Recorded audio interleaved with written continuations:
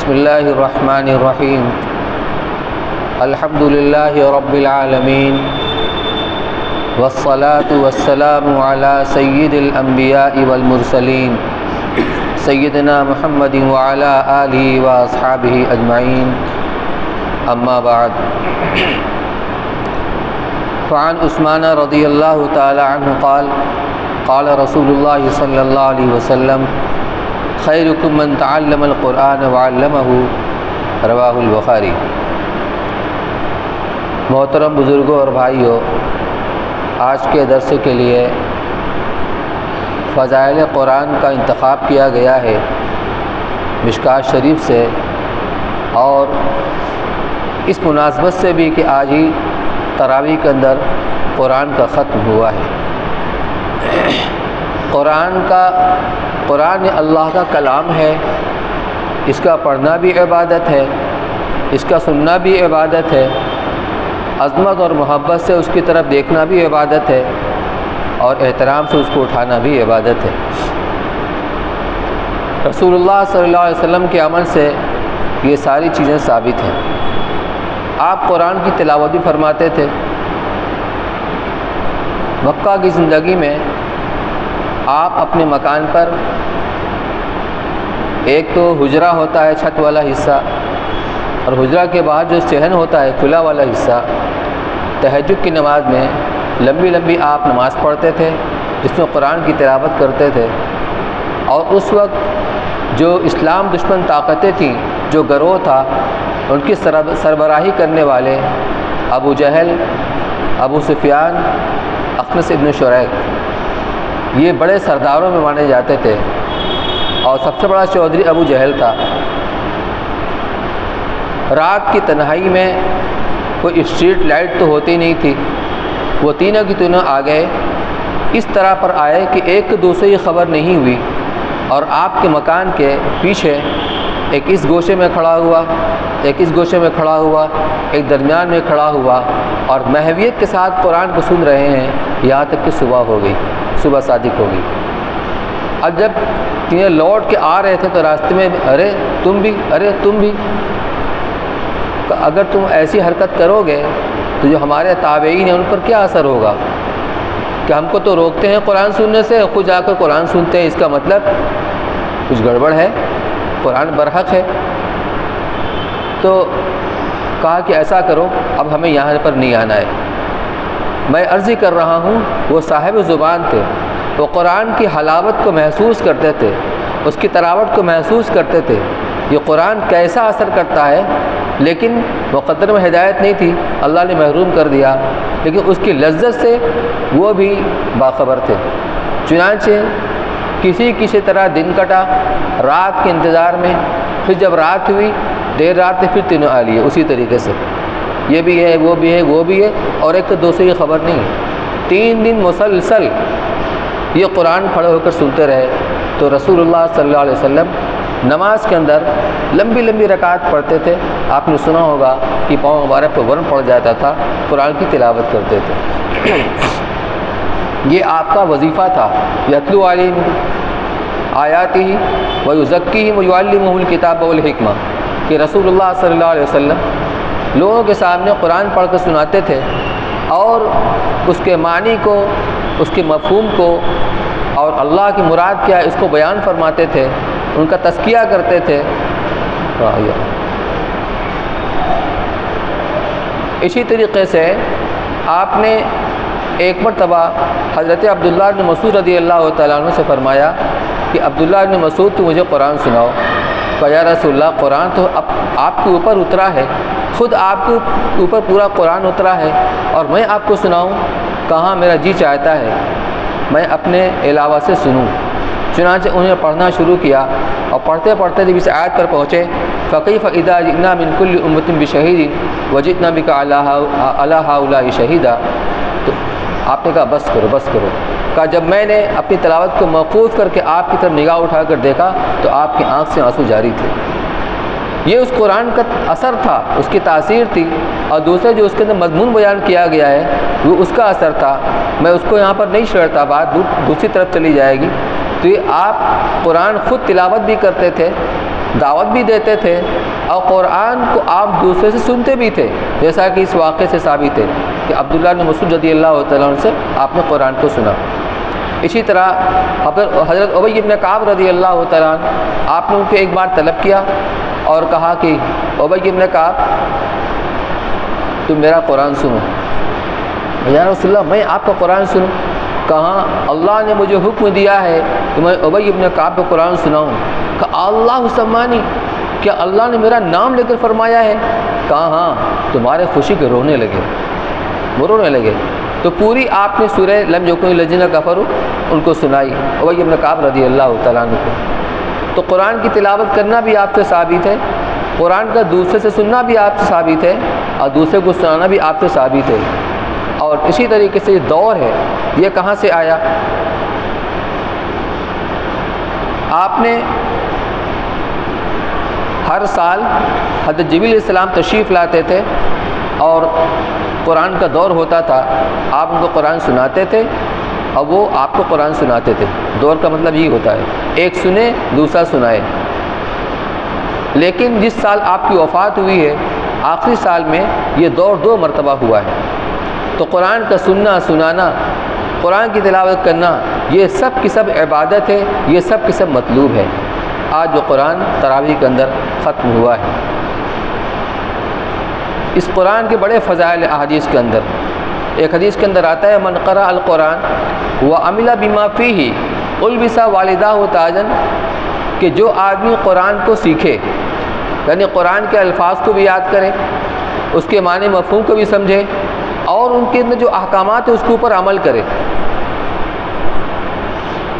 صحابہ کے زمانے میں حافظ کو قاری کہا جاتا تھا، قاری۔ تو قاری اسے کہتے تھے جو قرآن کے الفاظ کا حافظ بھی ہوتا تھا، اس کے معنی و تفسیر کو بھی جانتا تھا اور اس کے اوپر عمل بھی کرتا تھا۔ تو حضور کے زمانے میں اور صحابہ کے زمانے، بعد کے زمانے میں بھی جب عہدے اور منصب تقسیم ہوتے تھے تو اس میں اس کو دیکھا جاتا تھا کہ قرآن سب سے زیادہ کون یاد کیے ہوئے ہے، قرآن کا حافظ کون ہے، یعنی قرآن کا سب سے بڑا عالم کون ہے۔ کیونکہ جب قرآن سیکھتے تھے تو الفاظ بھی یاد کرتے تھے اور معنی کو بھی وہ سیکھتے تھے۔ اس بنیاد پر ان کو ترجیح دی جاتی تھی۔ حضور اکرم صلی اللہ علیہ وسلم کے ساتھ جو معاملہ کیا گیا احد کے اندر، ابن قمیہ نے ایک پتھر پھینک کر آپ کو مارا جو آپ کے خود کے اوپر لگا، آپ ایک گڈھے کے اندر گرے، خود کی کڑیاں آپ کے پیشانی میں چبھیں، آپ کے دندان مبارک شہید ہوا اور آپ لہو لہان ہو گئے، آپ نے بد دعا نہیں کی۔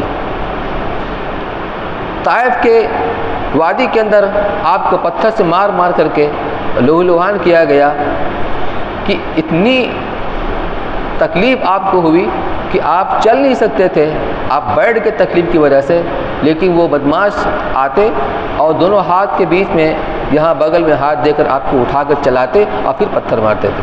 آپ نے بد دعا نہیں فرمائی۔ لیکن بیر مؤونہ کے اوپر موقع پر 70 قرہ شہید کیے گئے تھے دھوکے سے، یہ سب کے سب حفاظ تھے، آپ نے ان کے لیے بد دعا فرمائی جنہوں نے ان کو شہید کیا تھا۔ تو جو قرآن کو سیکھے اور اس کے اوپر عمل کرے، جو اس کے اندر احکامات ہیں اس پر عمل کرے، جو ہدایات ہیں اس کے مطابق زندگی گزارے، تو اس کے والدین کو قیامت کے دن ایک ایسا تاج پہنایا جائے گا جس کی چمک اس سورج سے زیادہ ہوگی جو دنیا کے اندر اپنی روشنی کو بکھیر رہا ہے اگر وہ تمہارے گھروں کے اندر ہو۔ یعنی وہ سورج تو کروڑوں میل دوری پر ہے، اس کے باوجود اتنی روشنی پھیلا رہا ہے۔ فرض کرو کسی کو سورج دے دیا جائے، اس کے گھر کے اندر آ جائے، اس کی روشنی کیسی ہوگی؟ کہ جتنی روشنی اس کی ہوگی اس سے زیادہ چمکدار وہ تاج ہوگا جو اس شخص کو، جس کے والدین نے اس کو حافظ بنایا، اب وہ حافظ بننے کے بعد تلاوت بھی کرتا ہے، اس کے اوپر عمل بھی کرتا ہے، قرآن احکامات کے مطابق زندگی گزارتا ہے، اس کو وہ تاج پہنایا جائے گا۔ آپ نے فرمایا اندازہ کرو اس شخص کے بارے میں جو خود حافظ قرآن ہے۔ تو بڑے اس کے فضائل ہیں۔ میں نے پہلی روایت آپ کے سامنے پڑھی ہے جس کے راوی عثمان بن عفان رضی اللہ تعالیٰ عنہ فرماتے ہیں کہ رسول اللہ صلی اللہ علیہ وسلم نے ارشاد فرمایا خیرکم من تعلم القرآن وعلمہ، تم میں سب سے بہتر وہ شخص ہے جو قرآن سیکھے اور سکھائے۔ یعنی خود قرآن کا یہ تعلیم مشغلہ ہے، سیکھنا اور سکھانا۔ یہ صرف سیکھنا سکھانا نہیں ہے، سیکھنا سکھانے کے ساتھ اس کے اوپر عمل کرنا بھی ہے۔ تو ظاہر سی بات ہے جو قرآن خود یاد کیے ہوئے حافظ قرآن ہو، قرآن کے معنی کا، اس کے علوم کا حامل ہو اور اس کے اوپر عمل بھی کرے اور اس کو پھیلائے، دوسروں کو سکھائے، اس سے بہتر کون ہو سکتا ہے؟ وعن ابی سعید الخدری رضی اللہ تعالیٰ عنہ ان اسید بن حضیر رضی اللہ تعالیٰ عنہ قال بینما هو يقرأ من اللیل سورة البقرہ وفرسه مربوطة عنده اذ جالت الفرس۔ ہم بھی قرآن پڑھتے ہیں، کیسے پڑھنا چاہیے؟ جو قرآن کے پڑھنے کا حق وہ ہم سے ادا نہیں ہو سکتا، ہم سوچتے بھی نہیں اس کے بارے میں۔ قرآن کو ایسے پڑھنا چاہیے، ہم یہ تصور کریں اللہ تعالیٰ ہم سے کہہ رہے ہیں ہمیں قرآن پڑھ کر سناؤ، ذرا قرآن پڑھ کر سناؤ، تو فرض کرو اللہ تعالیٰ کو ہم دیکھ رہے ہوں تو ہم قرآن کیسے پڑھیں گے؟ اس طرح ترتیل کے ساتھ ٹھہر ٹھہر کر حروف کی ادائیگی صحیح ہونی چاہیے، اس کی کوشش کریں اور قرآن پڑھیں۔ کیا ہوتا ہے، حضرات صحابہ اکرام جو قرآن پڑھتے تھے تو فرشتے ان کو قرآن سننے کے لیے زمین پر اترتے تھے۔ یہ روایت میں نے آپ کے سامنے شروع کی ہے۔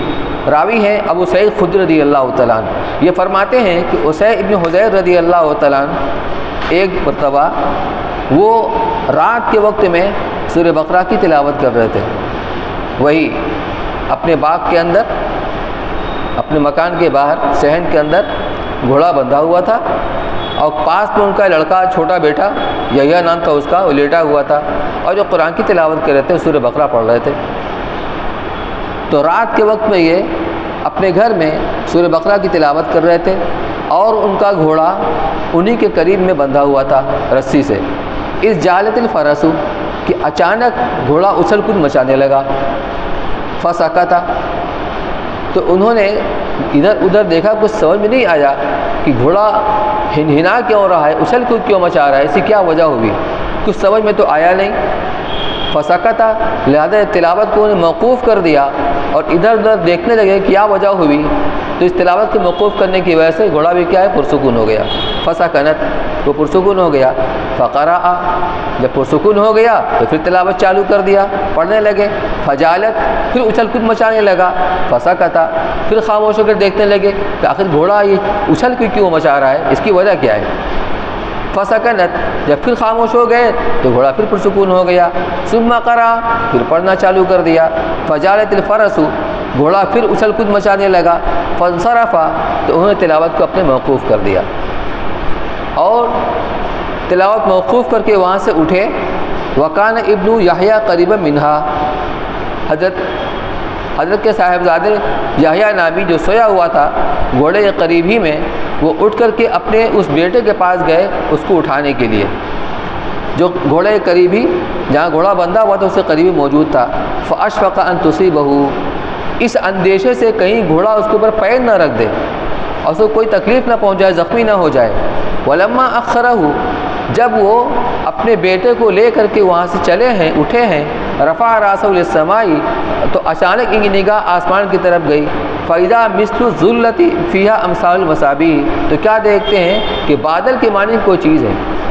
یہ فرشتے اپنی کثرت کی وجہ سے، ازدحام اور بھیڑ کی وجہ سے، جیسے زمین اور آسمان کے درمیان میں جب بادل آ جاتا ہے تو آسمان نظر نہیں آتا، تو ایسے ہی بیچ میں حائل ہو گئے، تو پھر بادل کی طرح کوئی چیز تھی جو ان کو نظر آئی کہ وہ تیزی سے آسمان کی طرف جا رہی ہے۔ فیہا امثال المصابیح، اور اس میں چراغ کی طرح کچھ چیزیں چمک رہی ہیں۔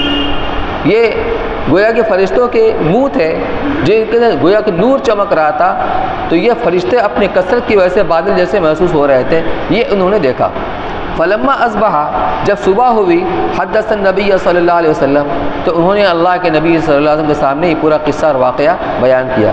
فقال اقرأ یا ابن حذیر، تو آپ نے فرمایا ابن حذیر پڑھتے رہتے، اپنی تلاوت کو موقوف نہ کرتے، اسی طرح تو پڑھنا جاری رکھتے۔ اقرأ یا ابن حذیر، بار بار آپ نے فرمایا ابن حذیر تم پڑھتے رہتے اور قرآن کی تلاوت کو موقوف نہ کرتے۔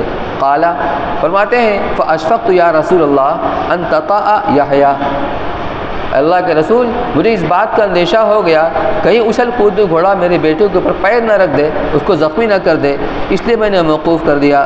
وکان منہا قریباً، کیونکہ میرا بیٹا گھوڑے کے قریب ہی لیٹا ہوا تھا، سویا ہوا تھا۔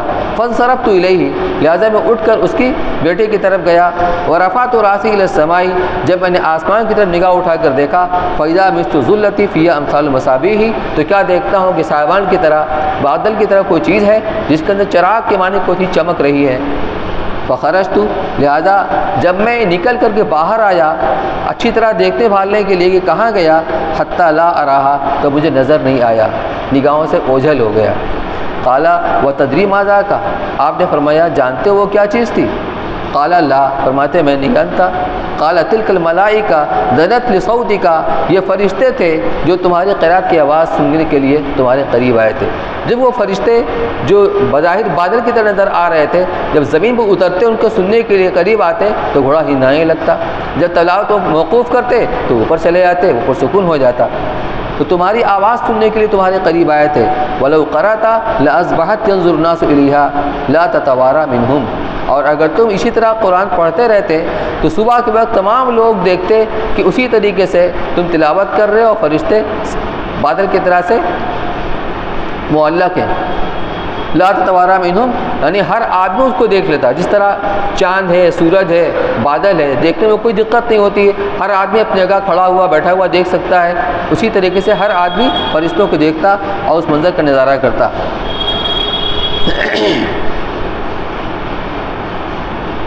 وعن ابی ہریرہ رضی اللہ تعالی عنہ قال قال رسول اللہ صلی اللہ علیہ وسلم لا تجعلوا بیوتکم مقابر۔ حضرت ابو ہریرہ رضی اللہ تعالیٰ عنہ روایت کرتے ہیں کہ رسول اللہ صلی اللہ علیہ وسلم نے ارشاد فرمایا کہ تم اپنے گھروں کو قبرستان مت بناؤ۔ قبرستان وہاں کیا ہوتا ہے؟ سناٹا، چاروں طرف سناٹا ہے، جو اس کے آباد کرنے والے ہیں وہ تو مردہ ہیں، نہ کوئی شور، نہ کوئی آواز، نہ کوئی پڑھنا نہ پڑھانا۔ تو اس طرح اپنے گھروں کو سنسان قبرستان نہ بناؤ۔ ان الشیطان ینفر من البیت الذی یقرأ فیہ سورۃ البقرہ، کیونکہ شیطان اس گھر سے بھاگ جاتا ہے، اس گھر میں داخل نہیں ہوتا جس گھر میں سورہ بقرہ کی تلاوت ہوتی ہے۔ تو قرآن کا پڑھنا یہ برکت کا سبب ہے، لیکن سورہ بقرہ کرنے کی تاثیر بھی ہے۔ جس گھر میں سورہ بقرہ پڑھی جاتی ہے اس گھر میں شیطان داخل نہیں ہوتا۔ آج کیا ہے، ذرا سا کچھ ہو جاتا ہے آدمی کا ذہن چلنے لگتا ہے، دماغ چلنے لگتا ہے، کہیں کسی نے کچھ کرا تو نہیں دیا، کچھ ہو تو نہیں گیا۔ گھر کے اندر قرآن پڑھا کرو، قرآن سے اس کو معمور اور آباد رکھو، اس کی نوبت ہی نہیں آئے گی۔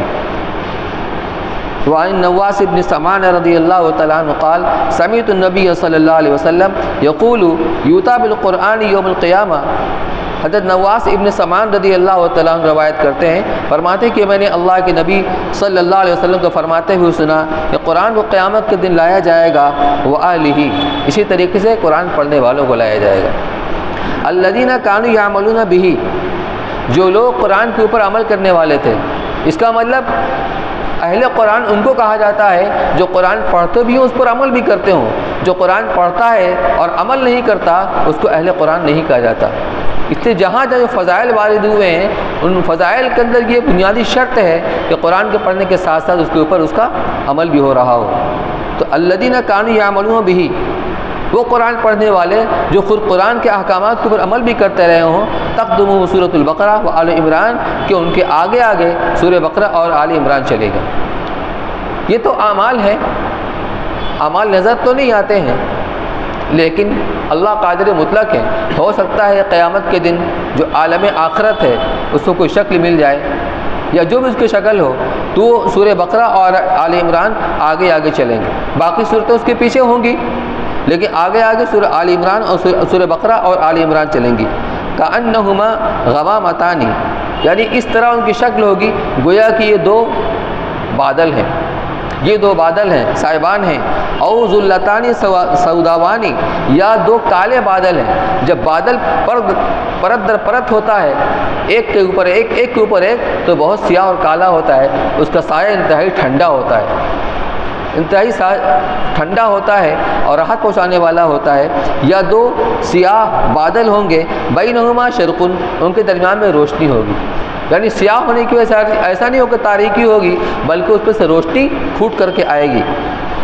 او کأنہما فرقان من طیر صوافا، یا یہ پرندوں کے دو جھنڈ ہیں جو صف لگا کر کے اڑ رہے ہیں۔ دیکھا ہوگا بگلا کو جب آسمان میں اڑتے ہیں تو ایک لائن میں ایک سیٹ کے اندر اڑتے ہیں، تو یا دو بادلوں کی طرح ہوں گے یا پرندوں کے دو جو جھنڈ ہوتے ہیں ان کی طرح سے۔ صوافا تحاجانی عن صاحبہما، اور یہ سورہ بقرہ اور آل عمران اپنے پڑھنے والوں کی طرف سے اللہ سے جھگڑا کریں گی، سفارش کریں گی۔ یہ بہت بڑی سعادت کی بات ہے، لیکن جب دنیا میں اس کا حق ادا کیا جائے گا تو قرآن کو رمضان کے ساتھ جو مناسبت ہے وہ بہت زیادہ ہے۔ اسی لیے ایک حدیث کے اندر فرمایا گیا الصیام والقرآن یشفعان للعبد، کہ روزہ اور قرآن دونوں کی دونوں بندہ کے لیے سفارش کرتے ہیں اللہ کے پاس، یا سفارش کریں گے۔ یقول الصیام ربی منعت الطعام والشراب فی النہار، پروردگار میں نے اس کو دن کے وقت میں کھانے اور پینے سے باز رکھا، فشفعنی فیہ، لہذا اس کے حق کی میری سفارش قبول فرما۔ اور قرآن کہے گا ربی منعت النوم باللیل، پروردگار میں نے اس کو رات وقت میں سونے سے باز رکھا۔ یہ حافظ قرآن کبھی نماز کے اندر قرآن پڑھ رہا ہے، کبھی دیکھ کی تلاوت کر رہا ہے، کبھی زبانی تلاوت کر رہا ہے، میں نے اس کو سونے سے نیند سے باز رکھا، فشفعنی فیہ، لہذا اس کے بارے میں میری سفارش قبول فرمائی ہے، فیشفعنی، لہذا اللہ تعالیٰ دونوں کی سفارش کو قبول فرمائیں گے۔ لیکن یہ کب ہے؟ جب اس کا حق ادا کریں گے۔ آج بڑے افسوس کی بات ہے، یہاں درس قرآن ہوتا ہے ہر جمعہ کو عشاء کے بعد 20-25 منٹ درس قرآن ہوتا ہے، اعلان ہوتا ہے، بہت تھوڑے لوگ بیٹھتے ہیں، باقی سب کے سب چلے جاتے ہیں۔ یہ عملاً کیا ہے؟ اعراض ہے۔ ٹھیک ہے، آدمی کو کوئی ضرورت ہوتی ہے، ضروری کام کی وجہ سے کہ چلا گیا تو کبھی کبھی ایسا ہوگا، یہ نہیں کہ مستقل۔ یہ بہت بدقسمتی کی بات ہے کہ قرآن میں اللہ ہم سے کیا فرماتے ہیں، وہ کیا احکامات ہیں، پچھلی قوموں کے واقعات ہیں جو قرآن کے اندر بیان فرمایا گیا ہے۔ ہمیں شوق ہونا چاہیے اس کو سننے کا، لیکن افسوس کی بات ہے کہ ہمارے اندر شوق نہیں ہے۔ بمشکل 10-15 آدمی رک جاتے ہیں، باقی سب کے سب چلے جاتے ہیں۔ تو میرے بھائیوں، جب قرآن کے ساتھ ہمارا تعلق نہیں ہوگا، اس کے ساتھ وابستگی نہیں ہوگی، تو قرآن سفارش کیسے کرے گا؟ ہمیں اس کی کوشش کرنی چاہیے۔ وعن ابی ہریرہ رضی اللہ تعالی عنہ قال وکلنی رسول اللہ صلی اللہ علیہ وسلم بحفظ زکوٰۃ رمضان فاتانی آت۔ حضرت ابو ہریرہ رضی اللہ تعالی عنہ فرماتے ہیں کہ رسول اللہ صلی اللہ علیہ وسلم نے مجھے رمضان کی زکوٰۃ کی حفاظت اور نگرانی کی ذمہ داری سونپی۔ رمضان کی زکوٰۃ کا مطلب صدقہ فطر، کہ صدقہ فطر کا مال اکٹھا کر کے اس کی نگرانی کی جائے اور جو مستحقین اس کے اوپر تقسیم کیا جائے، تو یہ ذمہ داری آپ نے مجھ کو عطا فرمائی۔ تو میں اپنی اس ذمہ داری کو ڈیوٹی ادا کرنے کے لیے وہاں پر جا کر کھڑا ہو گیا۔ فاتانی آتن، تو میں اس کی نگرانی کر رہا تھا، حفاظت کر رہا تھا کہ کوئی آنے والا آیا، ایک شخص آیا۔ فجعل یحصو من الطعام، اور آ کر کے وہ جو غلہ تھا، جو ہو یا گیہوں جو بھی رہا ہو، اس کو اپنے دامن کے اندر اور اپنے برتن کے اندر اس کو آ کر بھرنے لگا، جیسے کوئی چوری کر رہا ہو اس طریقے سے۔ فاخذتہ، جب میں نے دیکھا تو میں نے اس کا ہاتھ پکڑ لیا، کیا کر رہے ہو، یہ کیا حرکت ہے؟ وقلت لأرفعنک الی رسول اللہ صلی اللہ علیہ وسلم، میں نے اس سے کہا کہ میں تم کو اللہ کے رسول صلی اللہ علیہ وسلم کے پاس لے کر چلوں گا اور تمہاری حرکت کو بتاؤں گا تم یہ کر رہے تھے۔ قال انی محتاج، اس نے کہا میں بہت محتاج آدمی، میں بہت تنگ دست ہوں، محتاج ہوں، ضرورت مند ہوں، وعلی عیال، اور عیالدار آدمی ہوں، اہل و عیال کا بوجھ ہے، لیکن غریب ہوں، محتاج ہوں، ولی حاجت شدیدہ، اور مجھے سخت حاجت اور ضرورت ہے اس کی، اس لیے میں مجبوری میں یہاں سے لے کے جا رہا ہوں۔ قال، راوی کہتے ہیں ابو ہریرہ رضی اللہ تعالیٰ عنہ، فخلیت عنہ، مجھے اس کے اوپر ترس آ گیا اور میں نے اس کو جانے دیا، چھوڑ دیا۔ فاصبحت، جب صبح ہوئی، فقال النبی صلی اللہ علیہ وسلم یا ابا ہریرہ ما فعل اسیرک البارحہ، جب صبح آپ سے ملاقات ہوئی، ابو ہریرہ تمہارا رات والا قیدی کا کیا معاملہ ہے، کیا ہوا اس کا؟ تو آپ کو بذریعہ وہی بتا دیا گیا تھا، تو پوچھا تمہارا قیدی کا کیا ہوا؟ قلت یا رسول اللہ شکا حاجتا شدیدہ، میں نے عرض کیا اللہ کے رسول، اس نے اپنی سخت حاجت کا اظہار کیا، وعیالاً، اور اس بات کا اظہار کیا کہ میں بہت عیالدار آدمی ہوں اور میں بہت غریب ہوں، پریشان حال ہوں۔ فرحمتہ، مجھے اس کے اوپر رحم آ گیا۔ فخلیت سبیلہ، اور میں نے اس کو جانے دیا، چھوڑ دیا۔ قال اما انہ قد کذبک وسیعود، تو آپ نے فرمایا اس نے جھوٹ کہا ہے، وہ عیالدار نہیں ہے، وہ محتاج نہیں ہے، وہ اس نے تم سے جھوٹ بولا، اور سنو وہ پھر آئے گا۔ تو جو آپ نے فرما دیا پھر آئے گا تو ہو نہیں سکتا کہ نہ آئے، وسیعود، پھر آئے گا۔ فعرفت انہ سیعود، مجھے یقین ہو گیا کہ دوبارہ پھر آئے گا۔ کیوں؟ کہ خود رسول اللہ صلی اللہ علیہ وسلم نے فرمایا تھا کہ آئے گا۔ انہ سیعود فرصدتہ، تو میں اس کی گھات میں بیٹھ گیا۔ جب آپ نے فرمایا کہ دوبارہ پھر آئے گا تو میں اس یقین کے ساتھ گھات میں بیٹھ گیا، دیکھیں کب آتا ہے، آج چھوڑوں گا نہیں۔ فجاء یاسو من الطعام، اور جیسے ہی آیا اور آ کر اپنے دامن میں اور برتن میں غلہ بھرنے لگا۔ فاخذت، میں نے جھٹ سے اس کا ہاتھ پکڑا۔ فقلت لارفعنک الی رسول اللہ صلی اللہ علیہ وسلم، اور میں نے کہا آج تو میں چھوڑوں گا نہیں اور تمہیں حضور کے پاس لے کر چلوں گا، اور تمہاری جو حرکتیں ہیں نا میں آپ کو بتاؤں گا۔ قال دعنی فإنی محتاج، اس نے کہا چھوڑ دیجئے، میں بہت غریب ہوں، میں بہت محتاج ہوں، وہ علی عیال، اور میں عیالدار آدمی ہوں، میرے اوپر عیال کا بوجھ ہے۔ لا اعود، اب میں وعدہ کرتا ہوں دوبارہ پھر نہیں آؤں گا، آج مجھے چھوڑ دیجئے، دوبارہ میں پھر نہیں آؤں گا۔ فرحمتہ، مجھے اس کے اوپر رحم آ گیا۔ فخلیت سبیلہ، اور میں نے اس کا راستہ چھوڑ دیا، یعنی اس کو جانے دیا۔ فاصبحت، جب صبح ہوئی، فقال علی رسول اللہ صلی اللہ علیہ وسلم، تو رسول اللہ صلی اللہ علیہ وسلم نے فرمایا یا ابا ہریرہ ما فعل اسیرک، ابو ہریرہ تمہارے رات والے قیدی کا کیا ہوا؟ قلت یا رسول اللہ شکا حاجۃ شدیدۃ وعیالا فرحمتہ، کہ اللہ کے رسول اس نے اپنی سخت ضرورت کا اظہار کیا اور اپنے عیالدار ہونے کا اس نے اظہار کیا، مجھے اس کے اوپر رحم آ گیا۔ فغلظت سبیلہ، تو میں نے اس کا راستہ جانے دیا، یعنی اس کو چھوڑ دیا۔ فقال اما انہ قد کذبک وسیعود، آپ نے فرمایا سنو اس نے تم سے جھوٹ بولا ہے، جو اپنی حاجت کا اظہار کر رہا ہے یہ حقیقت نہیں ہے، وہ جھوٹ بول رہا ہے تم سے، لیکن وہ دوبارہ پھر آئے گا، دھیان رکھنا۔ وسیعود، فعرفت انہ سیعود لقول رسول اللہ صلی اللہ علیہ وسلم، تو مجھے یقین ہو گیا جب آپ نے فرمایا کہ دوبارہ پھر آئے گا تو ضرور آئے گا۔ انہ سیعود، فرصدتہ، پھر میں اس کی طاق میں بیٹھ گیا کہ دیکھیں کب آتا ہے۔ فجاء یاسو من الطعام، اور آنے کے بعد اس نے پھر وہی غلہ بھرنا شروع کر دیا۔ فاخذتہ، اب میں نے اس کو اچھی طرح پکڑ لیا۔ فقلت لارفعنک الی رسول اللہ صلی اللہ علیہ وسلم، اور میں نے کہا کہ اب تو میں تمہیں چھوڑوں گا نہیں اور تمہیں حضور کے پاس ضرور لے کر چلوں گا۔ وہذا آخر ثلاث مرات، اور یہ تیسری مرتبہ ہے، میں نے 2 مرتبہ تمہیں چھوڑ دیا تھا مگر اب نہیں چھوڑوں گا۔ انک تزعم لا تعود، تم یہی کہتے رہے کہ میں دوبارہ پھر نہیں آؤں گا، لیکن ثم تعود، پھر دوبارہ تم آ گئے۔ قال دعنی اعلمک کلمات، اس نے کہا اچھا مجھے چھوڑ دیجئے، میں آپ کو کچھ کلمات بتاتا ہوں، سکھاتا ہوں، ینفعک اللہ بہا، اللہ تعالیٰ تمہیں اس کے ذریعے سے نفع دے گا، یعنی ایک کام کی بات تمہیں بتاتا ہوں، مجھے چھوڑ دو۔ اذا اوینا الی فراشک، وہ کام کی بات کیا ہے؟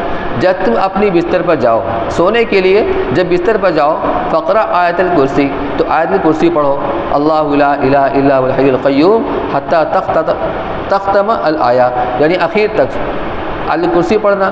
فإنک لن یزال علیک من اللہ حافظا، کیونکہ جب تم آیت الکرسی پڑھ کر سو گے تو رات بھر اللہ کی طرف سے ایک محافظ فرشتہ مقرر کر دیا جائے گا جو تمہاری حفاظت کرتا رہے گا، یہ اس نے کہا۔ ولا یقرب کا شیطان، اور شیطان تمہارے قریب بھی نہیں آئے گا، ہمیں اس پر یقین ہونا چاہیے۔ اس یقین کے ساتھ ہمیں بھی آیت الکرسی پڑھنا چاہیے، سونے کے پہلے کی جو دعائیں ہیں جو احادیث کے اندر آئی ہیں انہیں ہمیں پڑھنا چاہیے، اس میں یہ بھی ہے۔ تو شیطان تمہارے قریب بھی نہیں آئے گا حتیٰ تصبح، جب تک کہ صبح نہ ہو جائے، یعنی شیطان تمہارے پاس پھٹکے گا نہیں۔ فخلد سبیلہ، جب اس نے یہ کہا تو میں نے اس کو چھوڑ دیا، جانے دیا۔ فاصبحت، پھر جب صبح ہوئی، فقال علی رسول اللہ صلی اللہ علیہ وسلم، تو رسول اللہ صلی اللہ علیہ وسلم فرمایا ما فعل اسیرک، رات والا قیدی کا کیا معاملہ ہے، کیا ہوا اس کا؟ قلت زعم انہ یعلمنی کلمات، میں نے عرض کیا حضرت اس نے مجھ سے یہ کہا کہ میں تمہیں کچھ باتیں بتا رہا ہوں کام کی، ینفعنی اللہ بہا، اللہ تعالیٰ اس کے ذریعے مجھے نفع دے گا۔ قال اما انہ صدقک وہو کذوب، آپ نے فرمایا سنو اس نے تم سے سچی بات کہی ہے جو کہا ہے کہ میں تمہیں کچھ کلمات سکھا رہا ہوں جس سے تمہیں اللہ نفع دے گا، وہ بات تو اپنی جگہ پر سچ ہے، درست ہے، اس میں کوئی شک نہیں ہے۔ اما انہ صدقہ کا، تم سے اس نے سچ کہا ہے، سچی بات کہی ہے، وہ کذوب، لیکن ہے جھوٹا۔ کیوں؟ نہ عیالدار ہے، نہ محتاج ہے، اس میں جھوٹ بول رہا ہے۔ وَتَعْلَمُ مَنْ تُخَاطِبُ مِنْهُ مُنذُ ثَلَاثَ لَيَالٍ، جانتے ہو 3 دن تک تم نے کس سے گفتگو کی ہے؟ تمہارے پاس کون آتا رہا ہے؟ قلت لا، میں نے کہا نہیں۔ قال ذاک الشیطان، یہ شیطان تھا، یہ شیطان تھا۔ تو صحابہ کرام کی روحانیت اتنی مضبوط ہوتی تھی کہ شیطان کو پکڑ لیتے تھے اور وہ چھڑا کے جا نہیں سکتا تھا۔ یہ قرآن کی برکتیں ہیں۔ حضرت معاذ جوہنی رضی اللہ تعالیٰ عنہ سے روایت ہے، قال رسول اللہ صلی اللہ علیہ وسلم من قرأ القرآن وعمل بما فیہ البس والداہ تاج یوم القیامہ۔ یہ میں نے شروع میں آپ کے سامنے اس کے مفہوم کو بیان کیا تھا کہ رسول اللہ صلی اللہ علیہ وسلم نے ارشاد فرمایا، جس نے قرآن کو سیکھا اور اس کے احکامات کے اوپر عمل کیا، اس کے والدین کو ایک ایسا تاج پہنایا جائے گا قیامت کے دن جس کی روشنی دنیا کے سورج سے بھی زیادہ تیز ہوگی، اچھی ہوگی۔ اگر وہ سورج تمہارے گھروں کے اندر ہو تو تمہارا کیا خیال ہے اس شخص کے بارے میں جو خود قرآن کے اوپر عامل ہے؟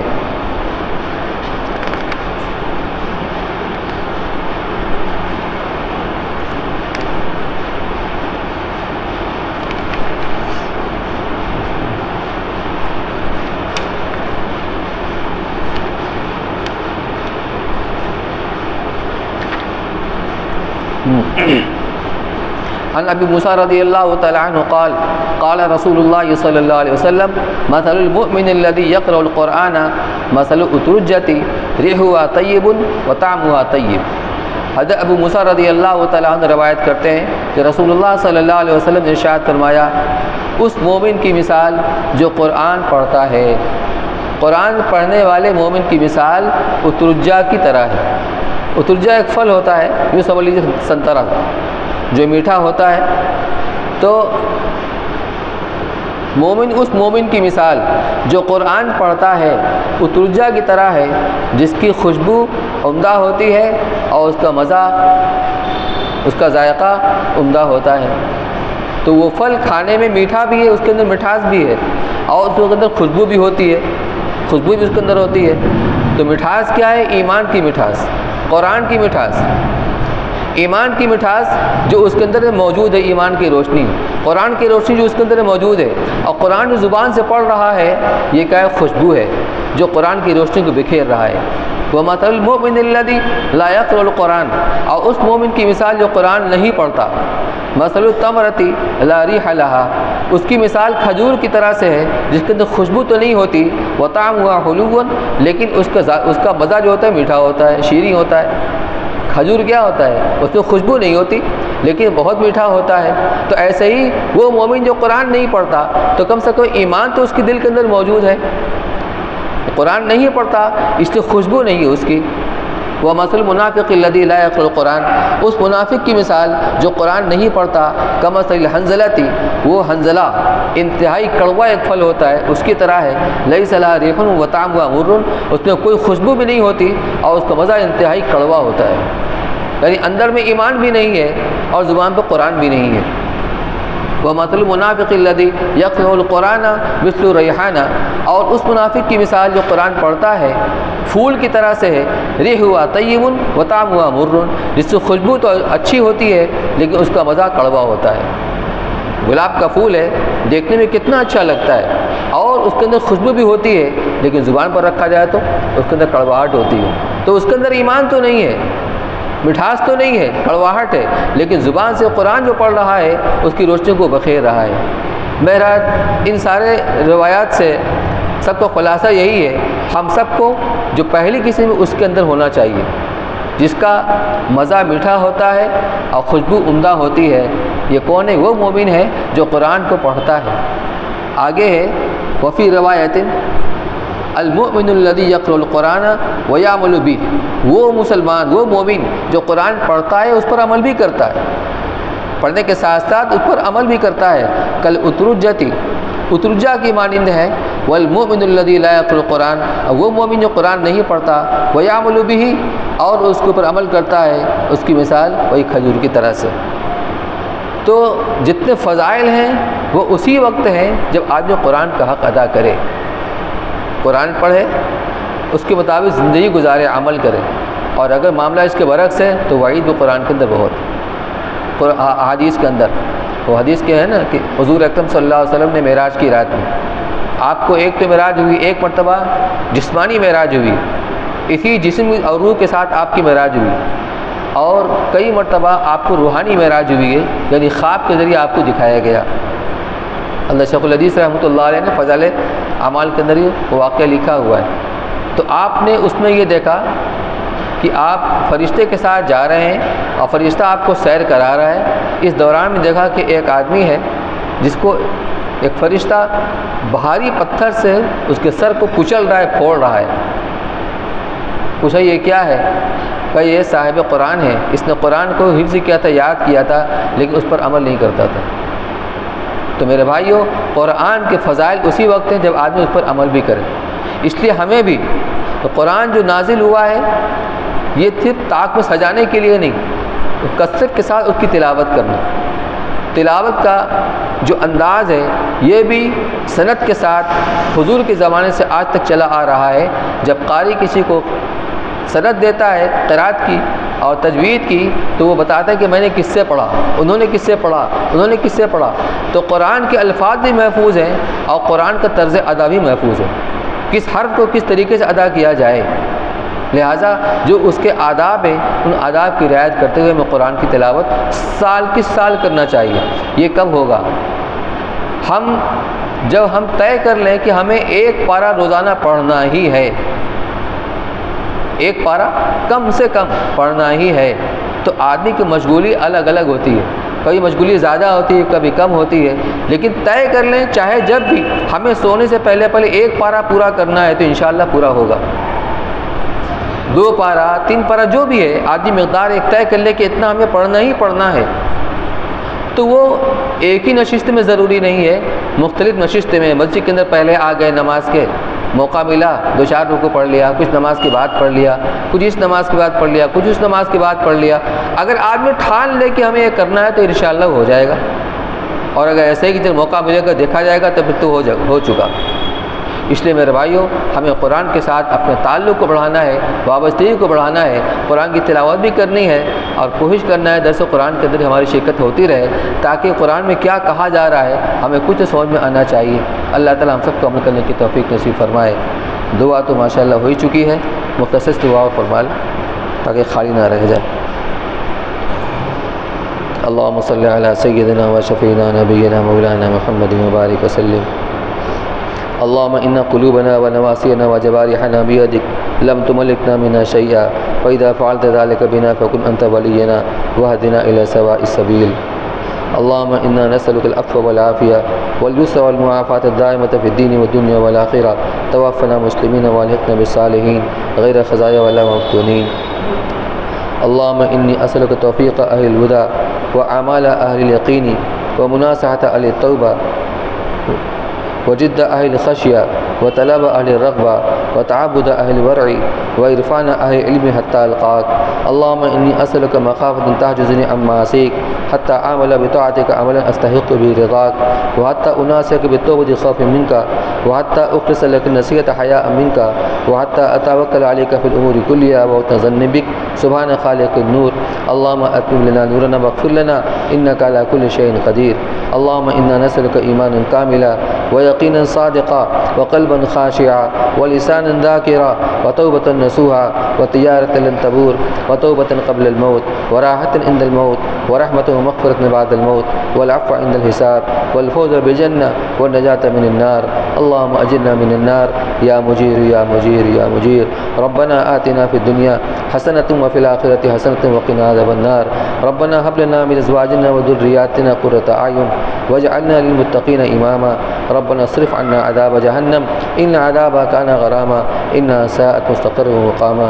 ربنا تقبل منا إنك أنت السميع العليم وتب علينا إنك أنت التواب الرحيم، وصلى الله تعالى على خير خلقه سيدنا محمد وعلى آله وصحبه أجمعين برحمتك يا أرحم الراحمين۔